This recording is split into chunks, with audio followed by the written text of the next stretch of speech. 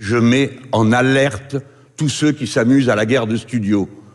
Les tirs en profondeur sur la Russie égalent la réplique. Nous, les Français, nous sommes un pays extrêmement vulnérable. Il suffit d'un coup à La Hague, un coup sur la centrale de Nogent ou un coup dans la vallée du Rhône et il n'y a plus de France. Vous comprenez? Donc ça vaut la peine quand même qu'on s'interroge avant de rouler les mécaniques et de provoquer tout le monde. Les armes qui sont en discussion aujourd'hui, c'est les armes de tir profond. Vous avez toutes sortes de gens en France qui disent oui, il faut des tirs profonds pour intimider les Russes, en profondeur. Donc des tirs de missiles. Alors, je viens de vous dire ce qu'il en est de cette affaire. Il y a beaucoup de responsables, y compris à gauche, pour raconter ce genre de bêtises. Non.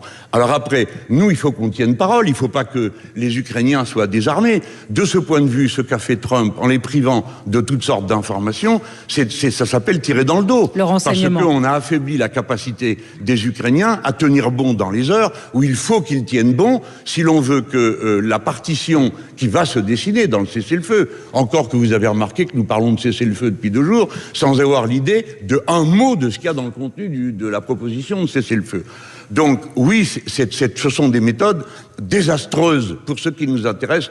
Nous les Européens, nous n'avons pas intérêt à la victoire de M. Poutine, comme nous n'avons intérêt à la victoire d'aucun envahisseur où que ce soit. Alors, vous comprenez, je ne peux pas avoir passé des heures à hurler contre l'invasion du Liban, de la Syrie et le génocide pour ensuite trouver tout ça.